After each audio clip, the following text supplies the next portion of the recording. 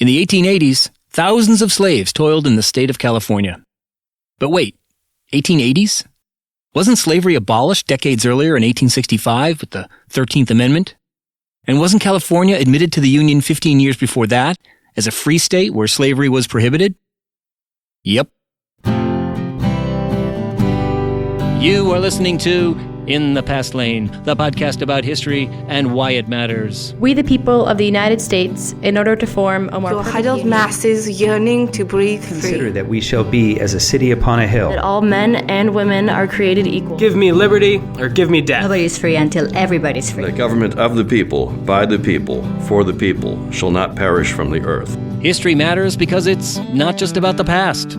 History's about us, here and now. It explains the world we live in and why things are the way they are. And history gives us insights into how to achieve a more just, peaceful, and prosperous future. So people, let's do this.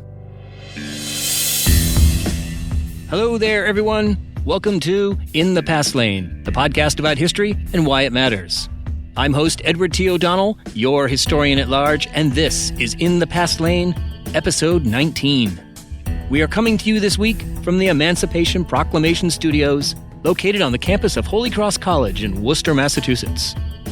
In the driver's seat, keeping us between the lines, is our wonderful executive producer, Lulu Spencer. You can learn more about me, this podcast, and our guests at our website, inthepastlane.com, and on Facebook and Instagram and Twitter, where my handle is InThePastLane. And if you like this podcast, I'd be so thankful if you headed over to iTunes or Stitcher and did two things. First, subscribe to the In the Past Lane podcast.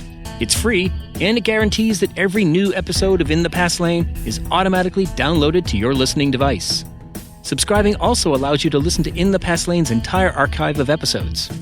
And then, after subscribing, I'd really appreciate it if you left a starred review. Reviews are so very important for pulling in new listeners. And it only takes a minute. Thanks. So what's going on at In the Past Lane these days? I'm sure some of you have been wondering why it's taken so long for this latest episode to drop. Well, as you know, my real job is as a college professor. Let's just say that things have been extra busy lately. One of my colleagues is taken ill, so I've taken over teaching his classes.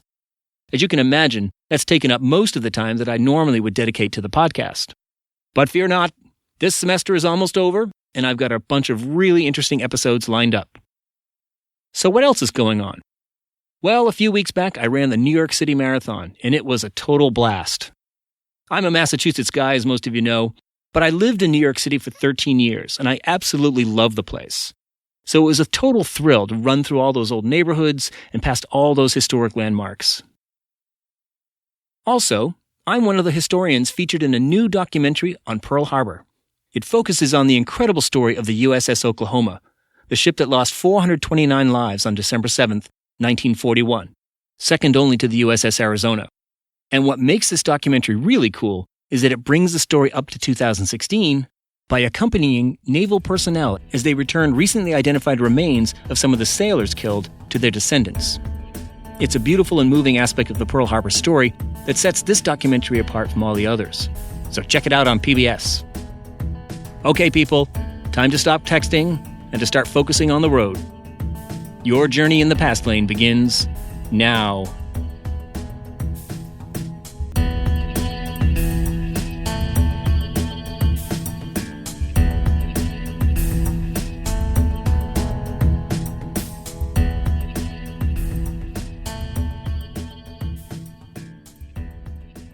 A week or so ago, the United States celebrated Thanksgiving.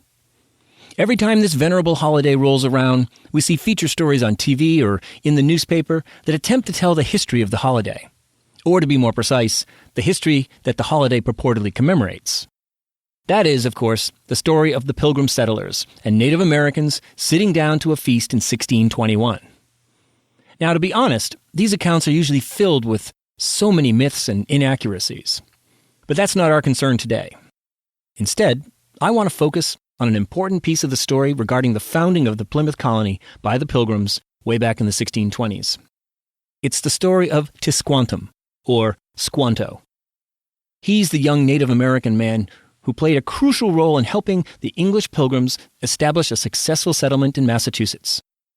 Squanto could speak English, so he proved invaluable to the Pilgrims, acting as a translator during their negotiations with the region's dominant tribe, the Wampanoags. Squanto also helped the English settlers adjust to their new environment by serving as a guide and teaching them Native American farming and fishing techniques. William Bradford, governor of the colony at the time, later wrote that Squanto had been, quote, a special instrument sent of God for their good, beyond their expectation. So why am I talking about Squanto? Well, it has to do with the part of his story that I just mentioned. He spoke English. Now, how is this possible? The answer is that years before the Pilgrims landed at Plymouth, Squanto had been kidnapped and sold into slavery by an English trader. In 1614, an Englishman named Captain Thomas Hunt set anchor off the Massachusetts coast. He managed to lure Squanto and 23 other Native Americans aboard his ship with promises of goods to trade. But Captain Hunt locked them in the hold and brought them back to Europe as slaves. Squanto lived and worked in England for 5 years, learning English along the way. In 1619, Squanto returned to his native home in present-day Massachusetts as a guide for another English trader. Now, the details are a little sketchy, but it turns out that Squanto was somehow allowed to stay in the area after the Englishmen departed. 1 year later, the Pilgrims arrived. So why is this story important? Well, this episode of In the Past Lane focuses on the incredibly important but largely overlooked story of the enslavement of millions of Native Americans. For most of American history, Native American slavery was considered a rare thing. The consensus among historians was that Indians weren't enslaved on a mass scale because they were too vulnerable to European diseases, and that enslaving Indians didn't make sense because it invited attack from neighboring tribes. Plus, African slaves were plentiful. But lately, scholars have begun to challenge this narrative. And what they have found is astonishing. Following Christopher Columbus's arrival in the Americas in 1492, somewhere between 2.5 and 5 million natives were forced into slavery. In fact, Columbus himself got into the Indian slavery business right off the bat. He took about 10 natives as slaves on his first voyage. 3 years later, he brought 550 native slaves back to Europe. So this means that not only was Indian slavery a massive enterprise that rivaled African slavery, it also predated African slavery by more than a century. So why was this story ignored by historians for so long? Why are there, by one count, 12,000 books on African slavery and only 12 on Indian slavery? Well, to answer this question, I sat down with Andres Reséndez, the historian who recently published a remarkable book on the topic, The Other Slavery, The Uncovered Story of Indian Enslavement in America. As he tells it, Indian slavery was a story hidden in plain sight. What helped obscure it for so long was the fact that Indian slavery was illegal for most of its existence. That meant that the people who bought, sold, and worked Indian slaves devised all sorts of clever schemes and terms to hide it. But the evidence of Indian slavery was there in the historical record, just waiting for a historian to come along and pull it from the shadows and into the sunshine. Professor Reséndez was in town to talk at my college, Holy Cross. We sat down for our discussion in a fairly busy hotel lobby, so at times you'll probably hear some background noise. We'll be right back with that interview.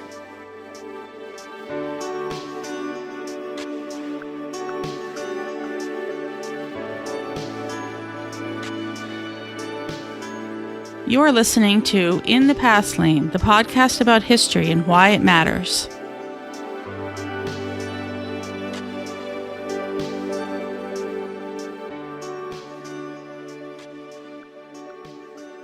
Okay, we are back. With me now is historian Andres Reséndez. He is a professor of history at the University of California at Davis. His scholarly work focuses on colonial Latin America, the U.S.-Mexico borderlands, and the Iberian world. Professor Reséndez is the author of many publications, including the books A Land So Strange, The Epic Journey of Cabeza de Vaca, and Changing National Identities at the Frontier, Texas and New Mexico, 1800 to 1850. And just a few months ago, he published The Other Slavery, The Uncovered Story of Indian Enslavement in America. This book has garnered a lot of attention, and it recently was put on the short list of finalists for the National Book Award. So it's my pleasure to say, welcome Andres Reséndez to In the Past Lane. It is my pleasure to be here, Edward. Well, let's begin with, I think, one of the big questions, or one of the big things I want to explore with you, which is that when Americans think of slavery, they immediately think of the African slave trade and the enslavement of people of African heritage. But your book aims to shatter this notion by documenting the mass enslavement of millions of Indians that began in the Americas with the arrival of Christopher Columbus in 1492. So maybe you could begin by talking about how and why slavery became such a central feature of the Spanish conquest. Sure. In my book, I estimate that anywhere between 2.5 and 5 million Native Americans were enslaved from the time of Columbus to 1900. And yet the greatest wonder is how thoroughly we have totally forgotten about this chapter in our shared history in North America. I think this has happened for a number of reasons. The main one being that Indian slavery was from the very beginning outlawed. And therefore, in order to get around this prohibition, people devised a series of euphemisms and multiple institutions. And together they have found a way to confound us and to obscure this phenomenon, which nonetheless was every bit as horrific, every bit as degrading as African slavery. Yeah, I was really intrigued by that notion that the fact that it's illegal makes it hard to get rid of because it's under the radar or it's a sideline practice. And it also means that the industry of this institution of slavery is not documented. So the African slave trade has incredible detailed ships manifests, bills of sale, property, taxes, all of these things. And there's none of that or very little of that for this institution. So as a researcher, how does that play a role in the way you sort of had to tackle this hidden institution, even as big as it was? That is right. Because it was illegal, people did not necessarily address it as directly. However, there is a continuous paper trail that we can follow. It is really extremely difficult to come to really exact numbers of Native Americans enslaved in this fashion. But for any given part of this hemisphere, throughout the colonial times, we have clear evidence that this was going on. So that gives you a sense of the geographic sweep of this phenomenon and the chronological sweep as well. And you also note that there's no single form for this form of slavery, that it has many forms. It basically adapts to whichever region, whatever the major economy is. It is. I mean, one of the central problems in a project like the one I concluded was exactly how to define this institution. And it is very easy to get bogged down on definitional issues. Right. In some cases, it seems to be outright slavery of a more familiar form. In other cases, it seems to be just basically permanent indenture. There's also these apprenticeship rules and laws. So maybe you could tell us about some of the more prominent variations that one found. Sure. I mean, in the Spanish colonial space, we find a number of these institutions. For example, encomiendas, which were grants of Indian labor given to meritorious colonists. In some cases, encomiendas were little more than taxes. So essentially, a community of agriculturalists in central Mexico would essentially have to pay anywhere between 10 and 20 or 30% of their crops to the Spanish overlord. But in other cases, especially in frontier regions, when we are talking about nomadic indigenous peoples with no agricultural background, the only thing that they had to give was their labor. So basically, they were hunted down, brought to the Spanish haciendas in times of harvest or planting, and then released after the work was done. So this was a system of sort of cyclical enslavement. So even within one of these institutions like encomienda, it really varied from region to region. Others included repartimiento. I could go into the details. It included debt peonage. And it is extremely hard to just pin down one particular institution. But what made them slave-like, all of them, was the forcible removal of indigenous peoples from one place to another. Generally, they were moved because leaving them in the same place normally brought trouble to the person who held these Indians. Second of all, it involved the use of violence to get these Indians to work. And third, it involved little or nominal payment. So these three features are pretty common to many of the institutions that we're talking about.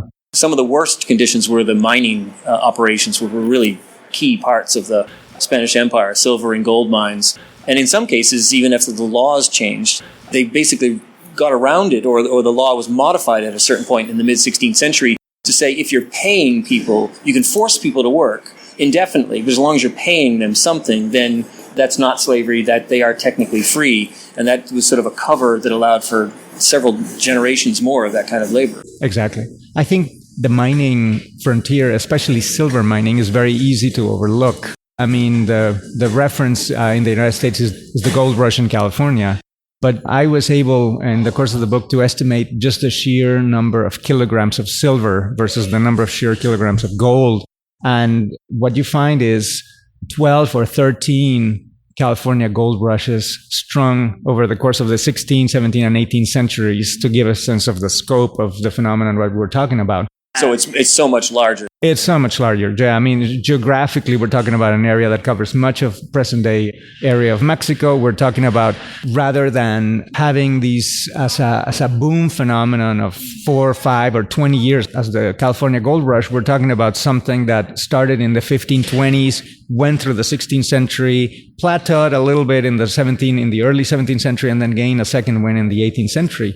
By the second half of the 18th century, Mexico was the area in the world that produced, in many years, over half of the silver produced throughout the world.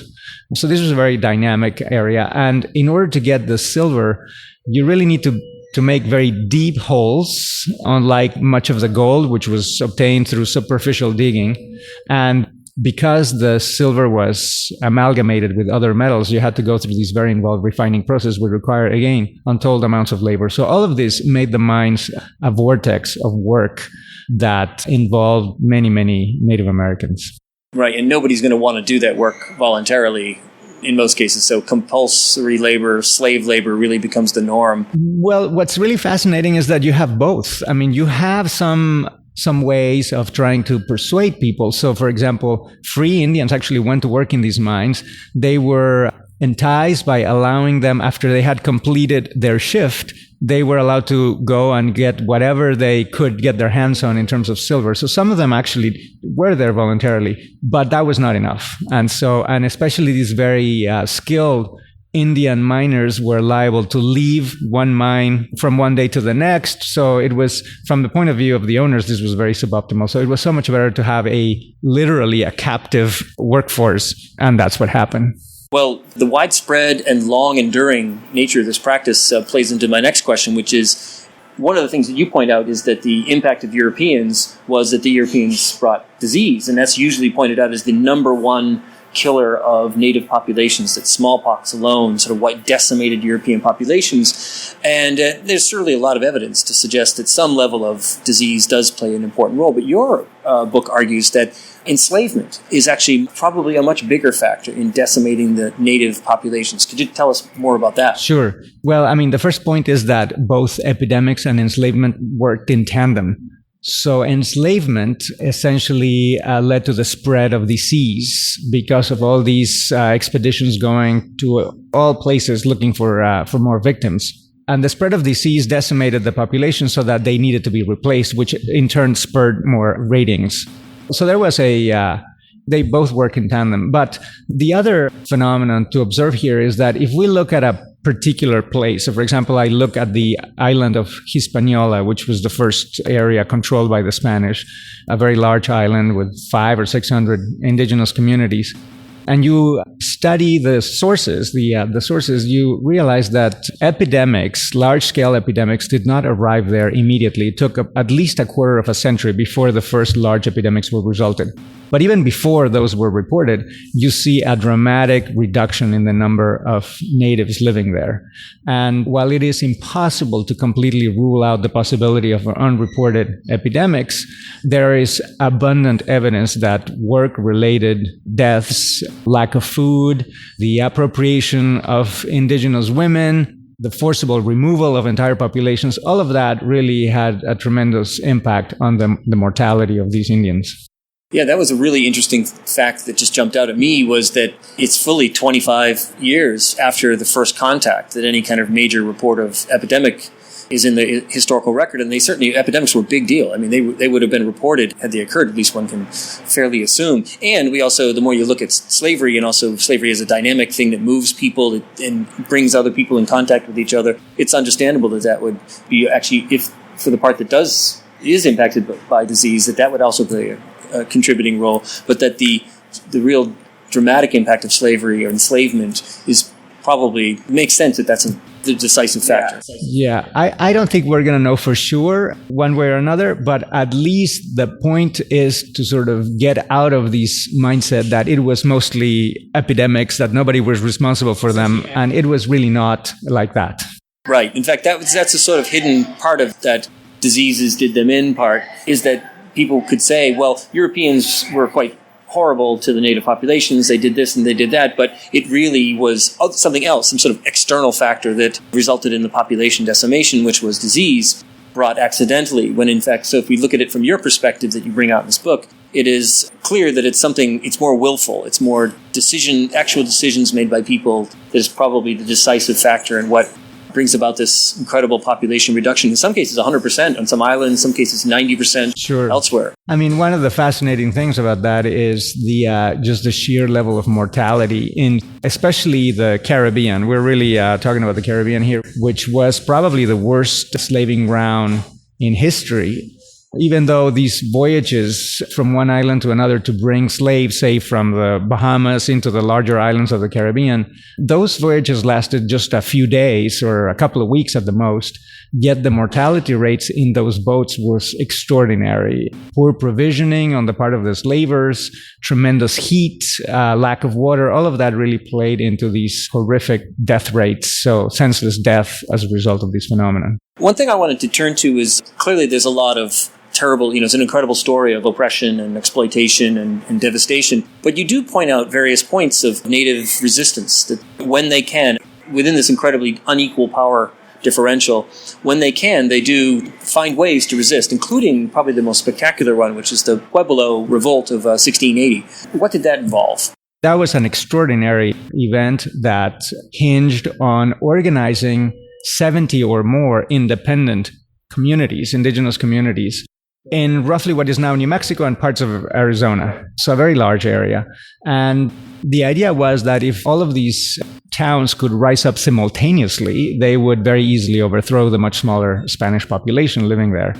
But if they could not do this simultaneously, then they were in for a very prolonged and debilitating war with the Spanish, who had horses and firearms at that point. I mean, this is very early on in the colonial period. So the rebellion succeeded, and I tried to make the case in my book that while there were some undeniable religious elements, which is what many scholars have pointed out when studying this rebellion, there is sufficient ground to think about slavery by the Spanish as a major reason behind this incredible organization and this incredibly successful insurrection. Yeah, the practice of slavery, the practice of kidnapping and such had got grown to essentially push them to a breaking point.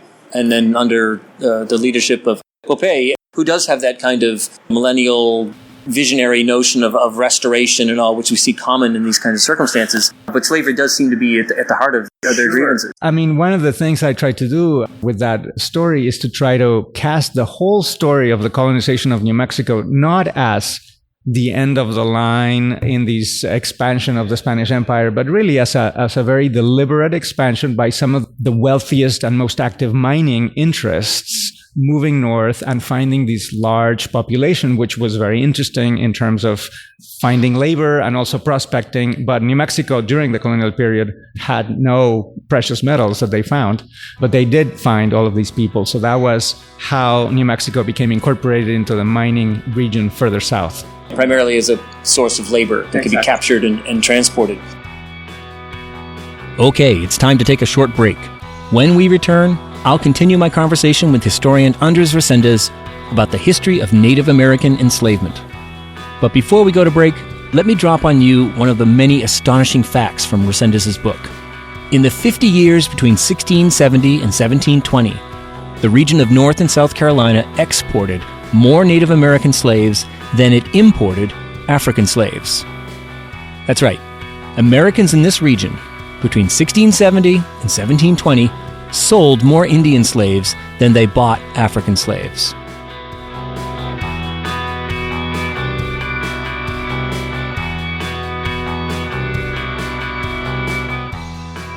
If you are enjoying this podcast, then please subscribe to In the Past Lane at iTunes, Stitcher, or wherever you access your podcasts. Subscribing is free, and once you do it, new episodes of In the Past Lane are automatically downloaded to your listening device. Subscribing also gives you access to the entire back catalog of In the Past Lane episodes. And if you do subscribe, please leave a review. Thanks.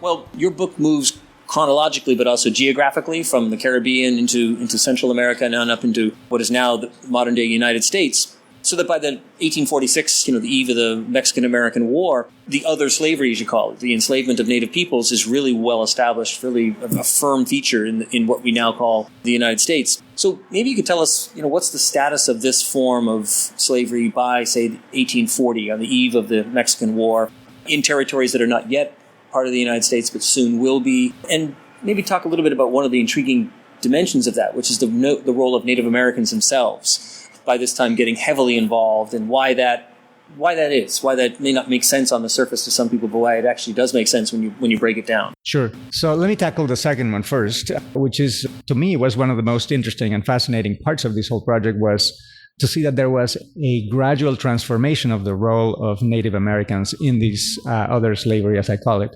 So they started out in a vulnerable and subsidiary position vis-a-vis the European colonists, in part because they didn't have horses and firearms.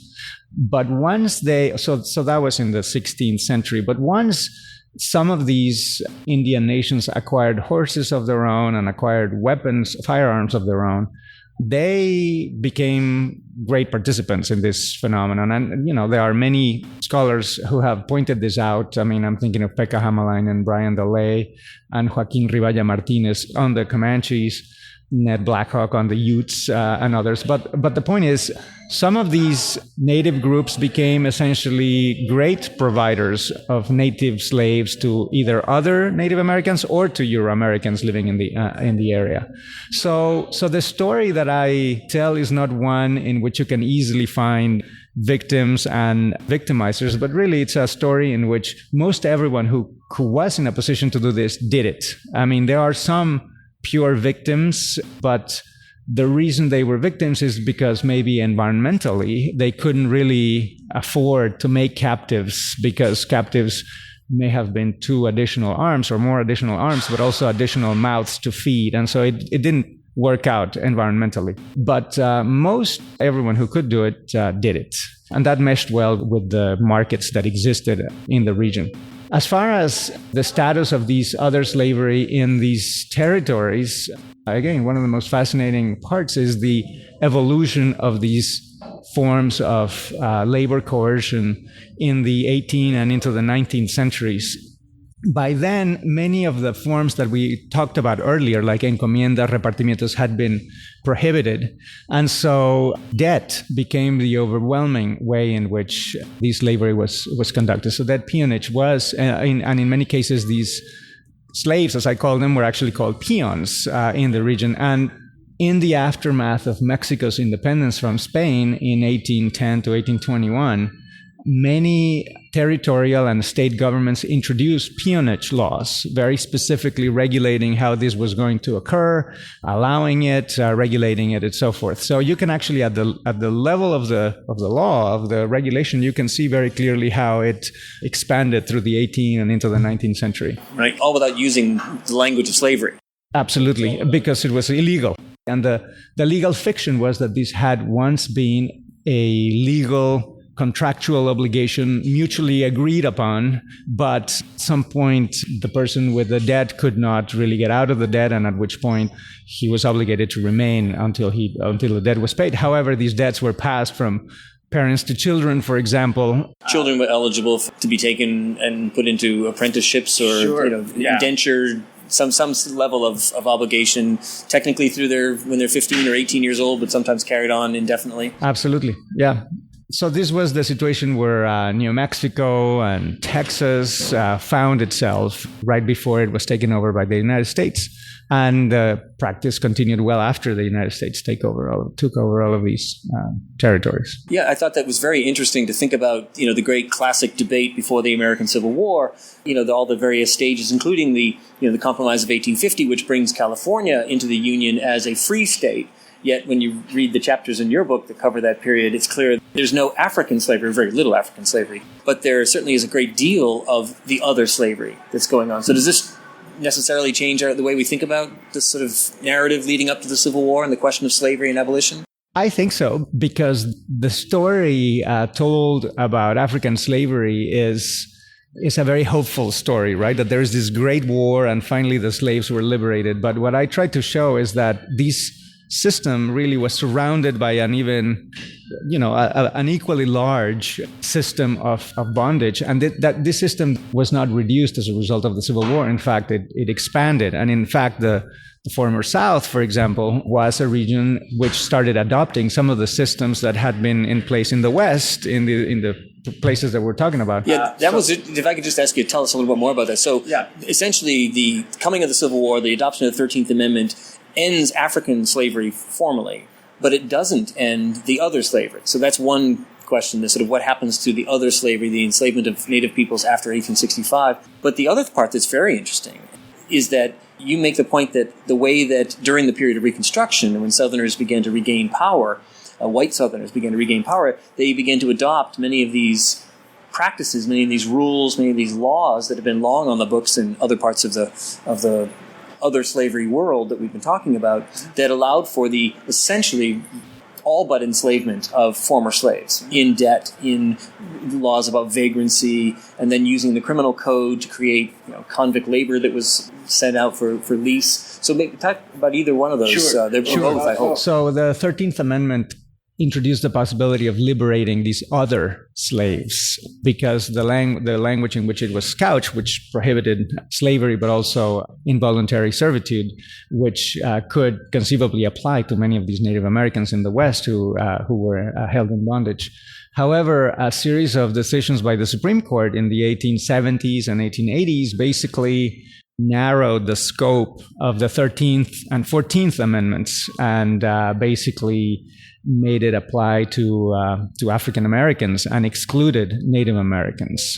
So while the potential was there, the laws ultimately did not liberate these Indians. There were a few other attempts. So, for example, in the book I talk about the 1867 peonage law, which specifically targeted these peons, especially in New Mexico, which was a big step. But again, even the letter of the law, as I've tried to show in the book time and again, these slavers adapt because that was the nature of this other slavery. So they found ways to get around that as well. But it did decline I can't deny that, in the 1870s and 1880s, even though it did not disappear completely.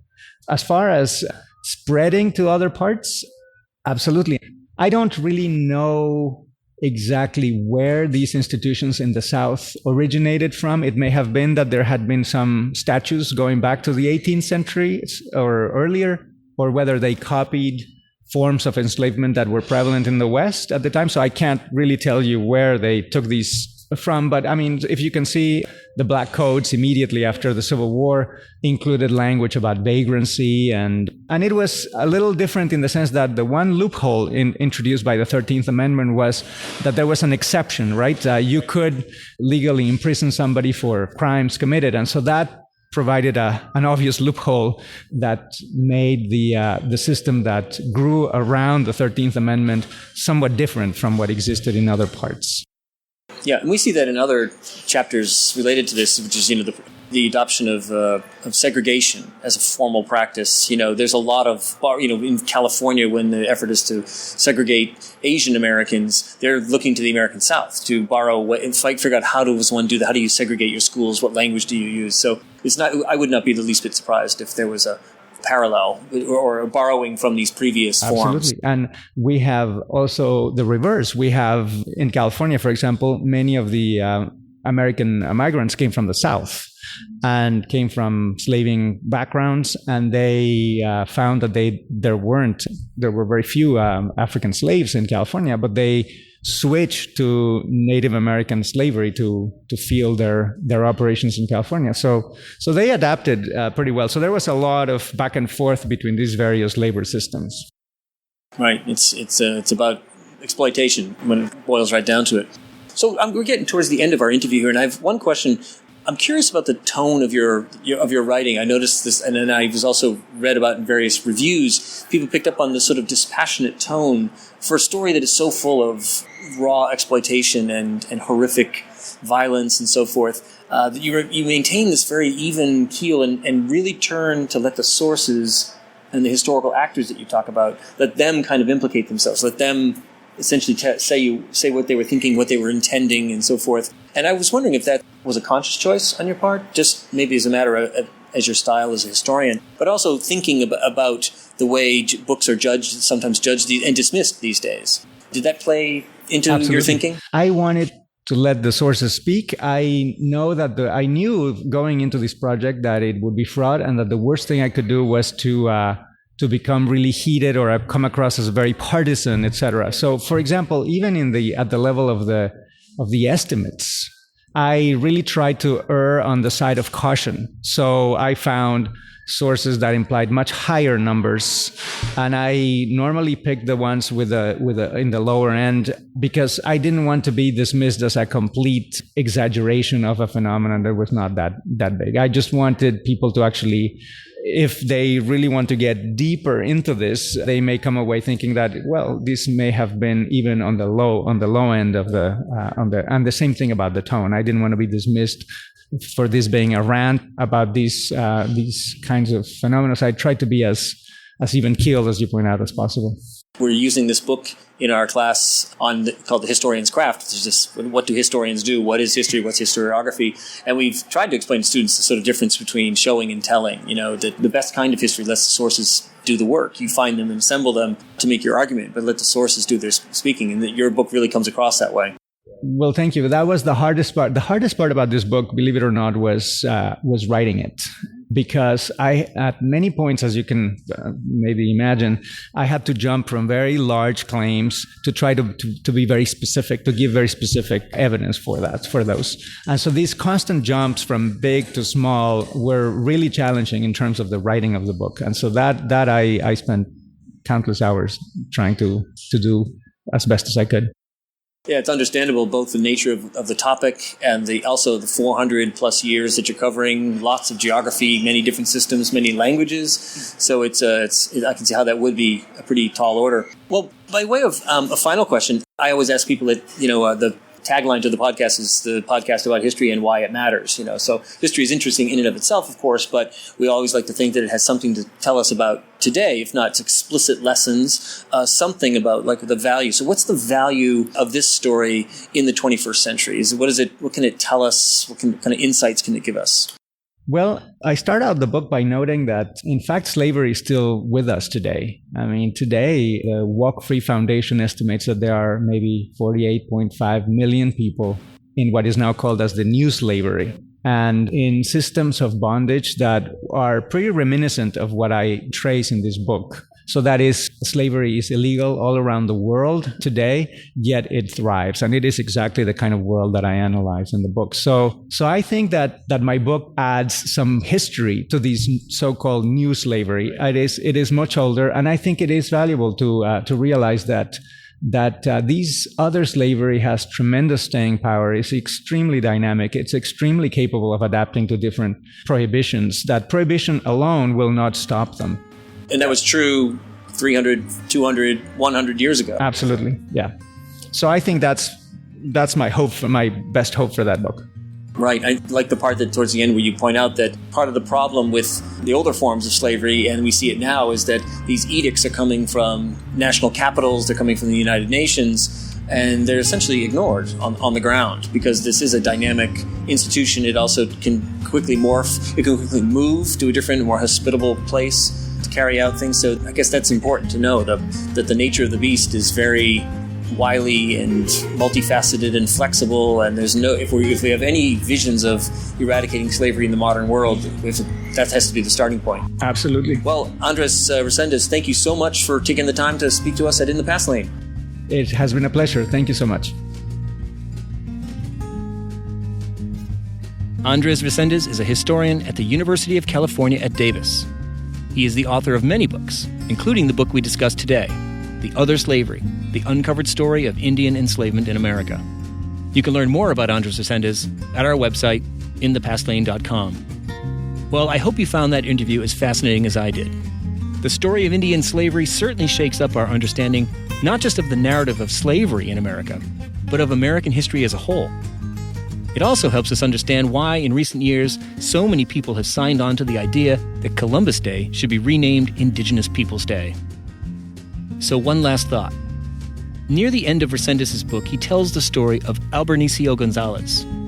He was a New Mexico ranch hand who in 1967 lodged a suit against a man who had held him in a state of peonage, that is, semi-slavery, for 33 years. That was in 1967. 3 years after the passage of the Civil Rights Act.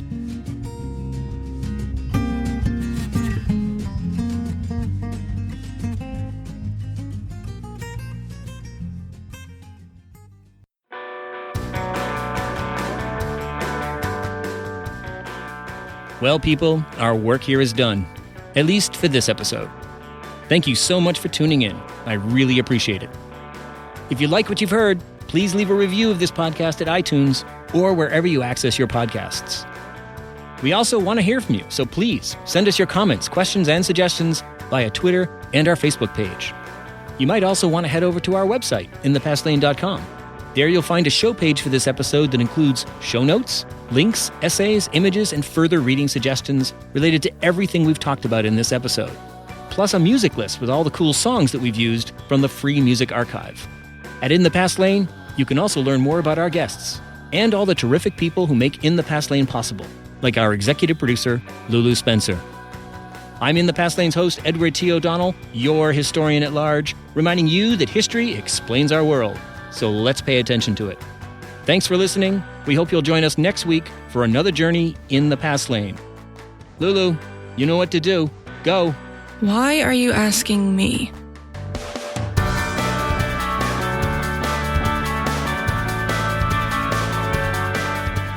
SBI, Snoring Beagle International.